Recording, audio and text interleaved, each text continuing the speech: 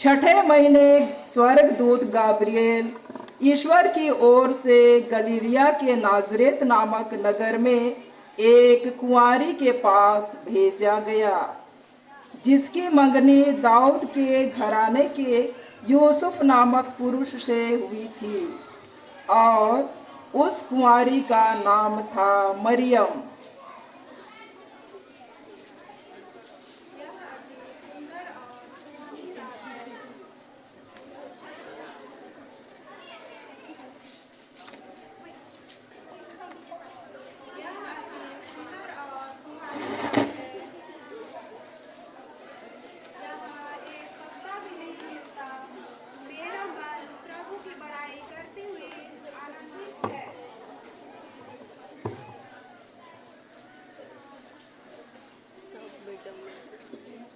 स्वर्गदूत ने उसके यहाँ अंदर आकर उससे कहा,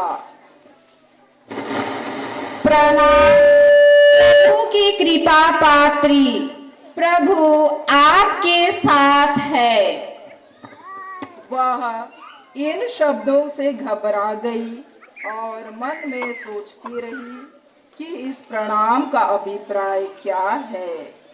तब स्वर्गदूत ने उससे कहा, मरियम, डरिए नहीं, आपको ईश्वर की कृपा प्राप्त है। देखिए, आप गर्भवती होंगी और पुत्र प्रसव करेंगी और उनका नाम ईसा रखेंगी। वे महान होंगे और सरोज प्रभु के पुत्र कहलाएंगे। प्रभु ईश्वर में उनके पिता दाऊद का सिंहासन प्रदान करेगा। वे याकूब के घराने पर सदा सर्वदा राज्य करेंगे और उनके राज्य का अंत नहीं होगा। मरियम ने स्वर्गदूत से कहा, यह कैसे हो सकता है? मैं तो किसी पुरुष को जानती तक नहीं। स्वर्गदूत ने उत्तर दिया, पवित्र आत्मा आप पर उतरेगा और सर्वोच्च प्रभु की शक्ति की छाया आप पर पड़ेगी। इसलिए जो आपसे उत्पन्न होंगे वे पवित्र होंगे और ईश्वर के पुत्र कहलाएंगे।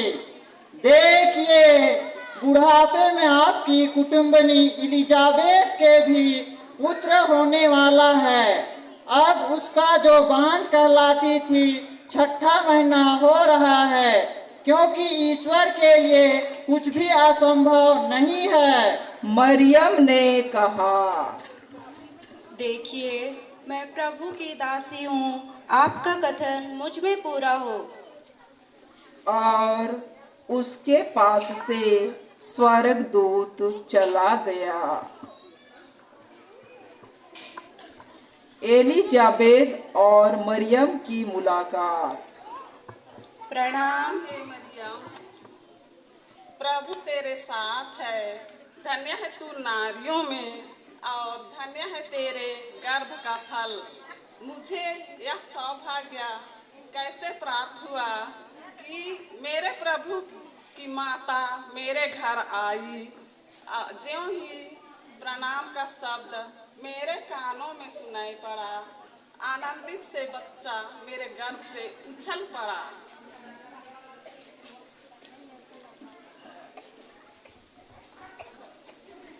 ईसा मसीह का जन्म इस प्रकार हुआ। उनकी माता मरियम की मंगनी यूसुफ से हुई थी, परंतु ऐसा हुआ कि उनके एक साथ रहने से पहले ही मरियम पवित्र आत्मा से गर्भवती हो गई। उसका पति यूसुफ चुपके से उसका परित्याग करने की सोच रहा था, क्योंकि वह धर्मी था और मरियम को बदनाम नहीं करना चाहता था।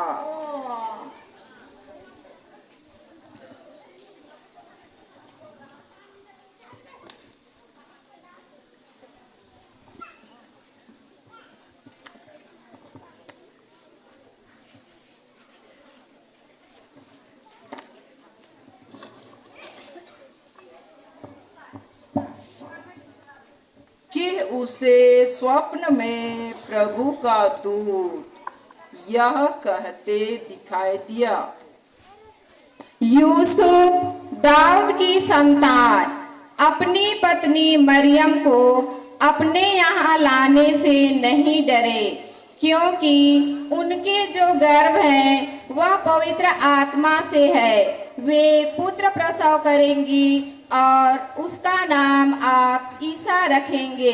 वे महान होंगे और वे लोगों को उनके पापों से मुक्त करेंगे। यूसुफ नींद से उठकर प्रभु के दूत की आज्ञानुसार अपनी पत्नी को अपने यहाँ लाने के लिए गए।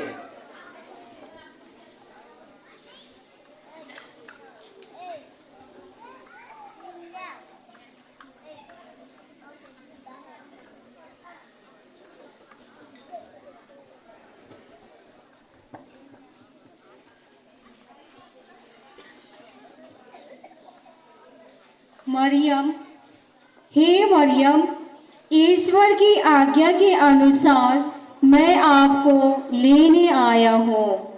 जैसे ईश्वर की इच्छा।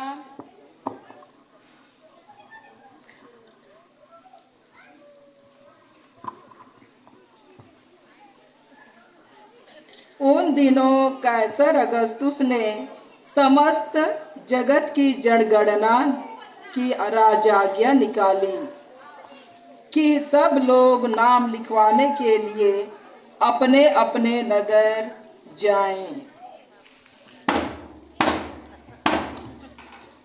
सुनो नगरवासियों, राजा अगस्तुस का आदेश है कि सब लोग नाम लिखवाने के लिए अपने अपने नगर जाइए।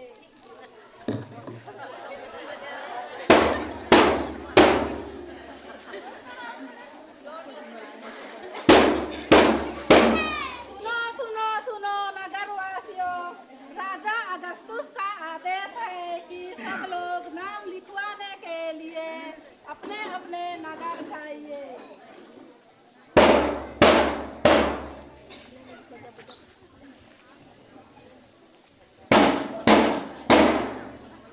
सुनो नगरवासियों, राजा अगस्तुस का आदेश है कि सब लोग नाम लिखवाने के लिए अपने अपने नगर जाइए। यूसुफ दाऊद के घराने और वंश का था, इसलिए वह गलीलिया के नाजरेत से यहूदिया में दाऊद के नगर बेतलहम गया।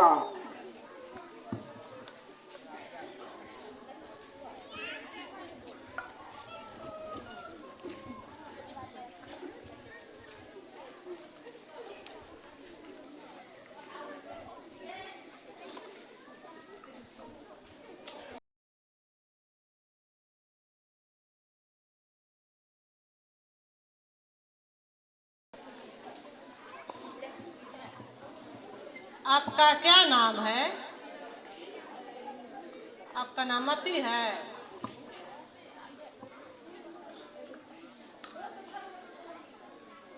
और आपका धर्मपत्नी का नाम?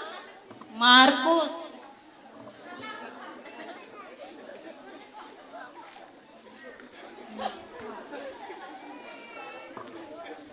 और आपका क्या नाम है? अन्ना।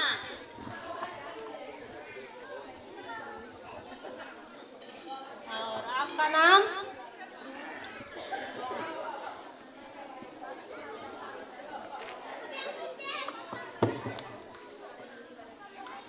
हे मरियम, आओ हम लोग भी नाम लिखाने के लिए दाऊद के नगर में जाएंगे। वह अपनी गर्भवती पत्नी मरियम के साथ नाम लिखवाने के लिए गए।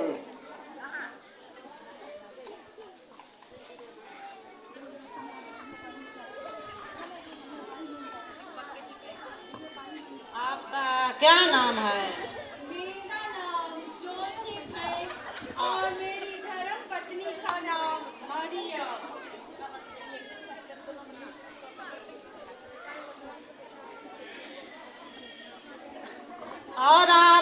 से वंश के हैं? दाऊद के वंश के हैं। ठीक है।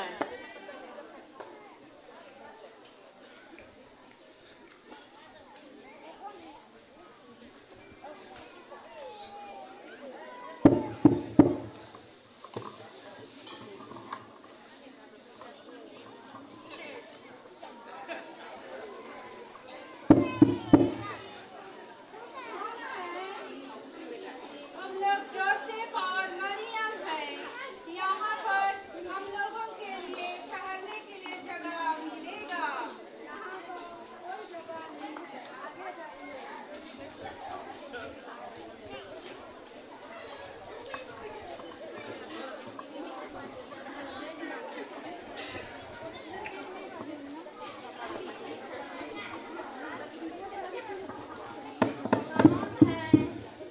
हम लोग जोसेफ और मेरी धर्म पत्नी मरियम है।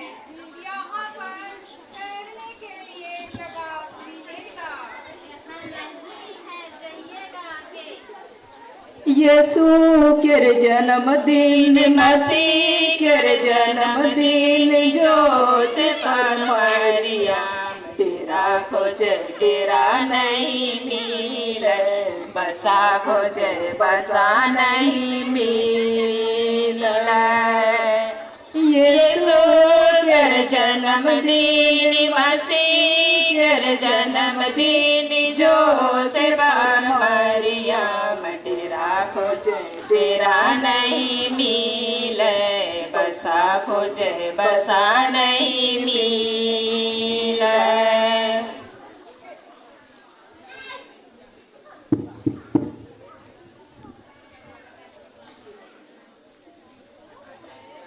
हम लोग जोसेफ और मरियम है। यहाँ पर ठहरने के लिए जगह मिलेगा।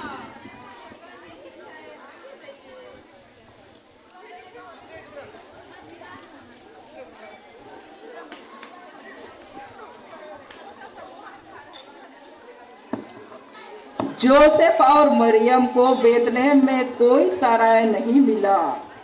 उन्हें एक छोटे से गौशाले में सराय के लिए जगह दिया गया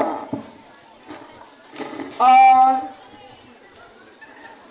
उसने अपने पहलौठे पुत्र को जन्म दिया और कपड़ों में लपेटकर चढ़नी में लिटा दिया।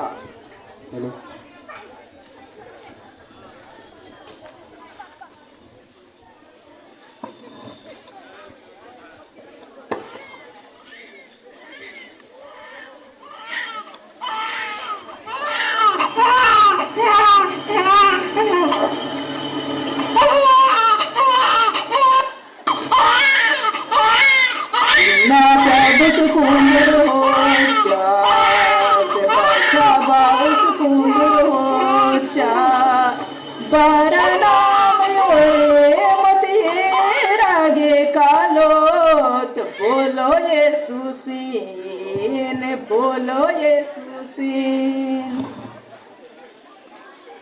चरवाहों को स्वर्गदूत का संदेश।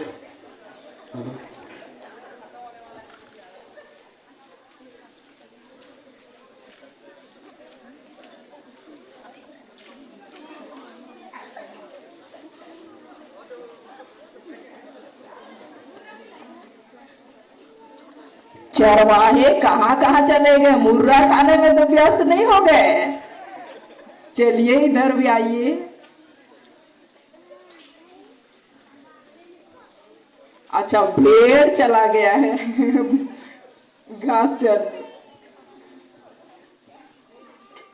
आजकल वैसे भी ठंड का मौसम है इसलिए थोड़ा लेट होता ही है।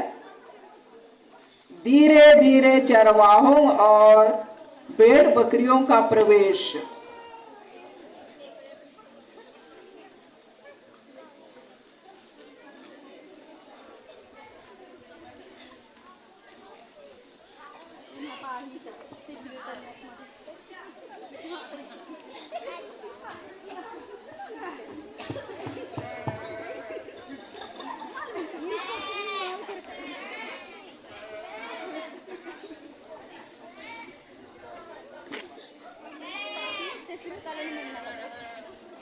उस प्रांत में चरवाहे खेतों में रहा करते थे।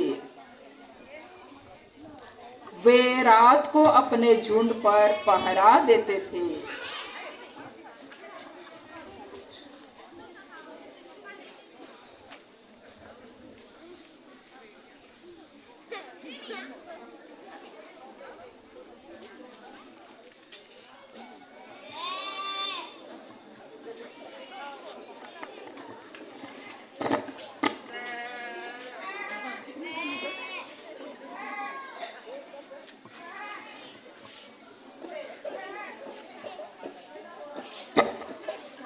छोटी छोटी बकरियों को संभाल पाना बहुत कठिन है, वो इधर से उधर जाता ही रहता है।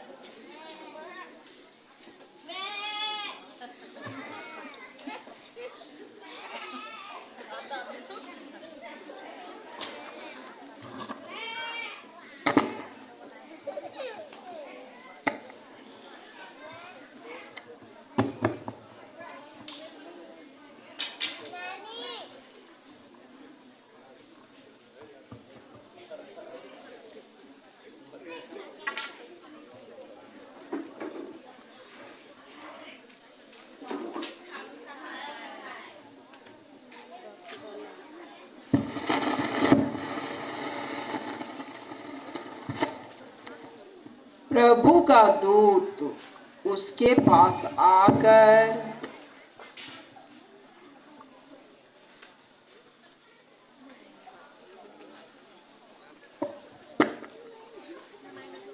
खड़ा हो गया। ईश्वर की महिमा उनके चारों ओर चमक उठी और वे बहुत अधिक डर गए।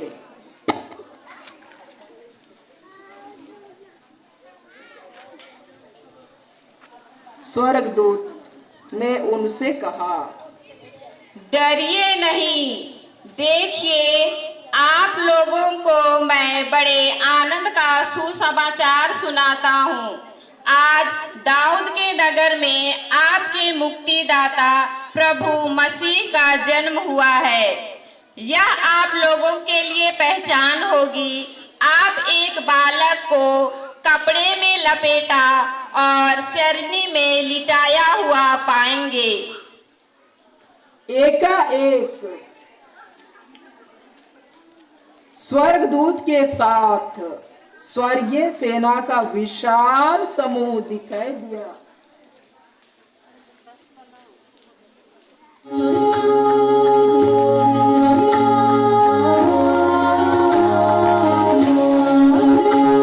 दूत उनसे विदा होकर स्वर्ग चले गए तो चरवाहों ने एक दूसरे से यह कहा,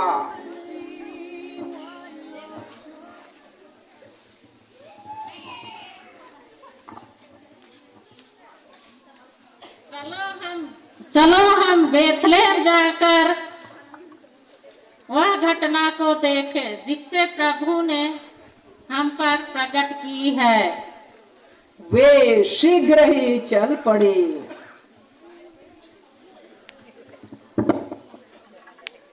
खुशी मनाओ गाओ रे, जन्म है यीशु राजा राजा, जन्म है यीशु राजा। खुशी मनाओ गाओ रे, जन्म है यीशु राजा राजा, जन्म है यीशु राजा।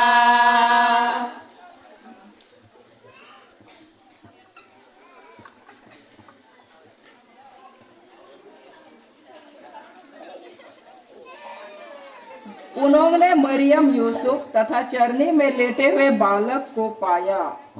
जैसा चरवाहों से कहा गया था वैसा ही उन्होंने सब कुछ देखा और सुना, इसलिए वे ईश्वर की गुणगान और स्तुति करते रहे।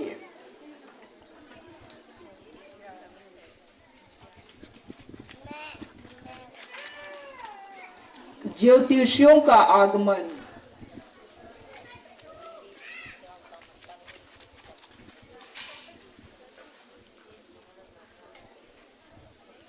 ईशा का जन्म यहूदिया के बेतलहम में राजा हेरोद के समय हुआ था। इसके बाद ज्योतिषी पूर्व से यरूशलेम आए।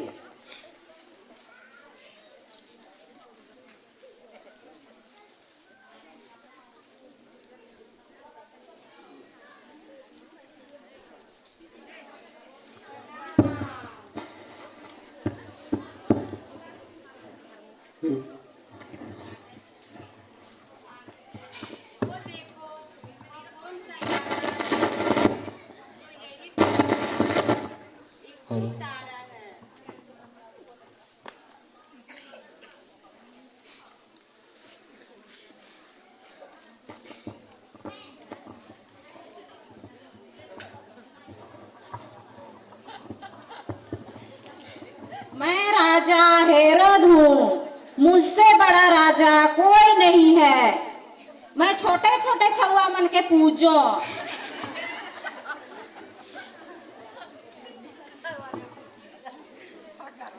ज्योतिषी पूर्व से आकर हेरोद राजा से मुलाकात किए।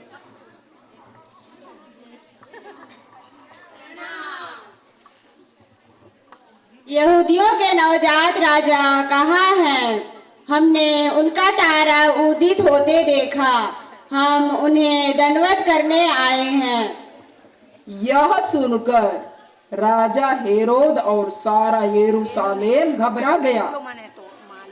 राजा ने सब महायाजकों और यहूदी जाति के शास्त्रियों की सभा बुलाकर उनसे पूछा, बालक यीशु कहाँ जन्मे हैं? उन्होंने उत्तर दिया, यहूदिया के बेतलहम में, क्योंकि नबी ने इसके विषय में लिखा है, बेतलहम यूदा की भूमि, तू यूदा के प्रमुख नगरों में किसी से कम नहीं है, क्योंकि तुझ में एक नेता उत्पन्न होगा जो मेरी प्रजा इज़राइल का चरवाहा बनेगा। हेरोद ने बाद में ज्योतिषियों को चुपके से बुलाया और उनसे पूछताछ कर यह पता कर लिया कि वह तारा ठीक किस समय उन्हें दिखाई दिया था। फिर उसने उन्हें बेतलहम भेजते हुए कहा, जाइए बालक यीशु का ठीक ठीक पता लगाइए और उसे पाने पर मुझे खबर दीजिए, जिससे मैं भी जाकर उसे दंडवत करूं। वे राजा की बात मानकर चल दिए। उन्होंने जिस तारे को उदित होते देखा था वह उनके आगे आगे चलता रहा और जहां बालक था उस जगह के ऊपर पहुंचने पर ठहर गया।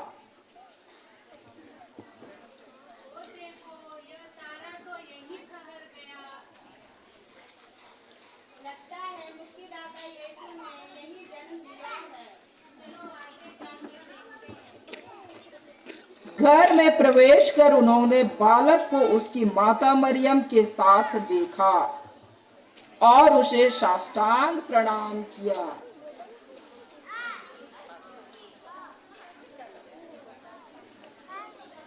फिर अपना अपना संदूक खोलकर उन्होंने उसे सोना, लोबान और गंधरस की भेंट चढ़ाई।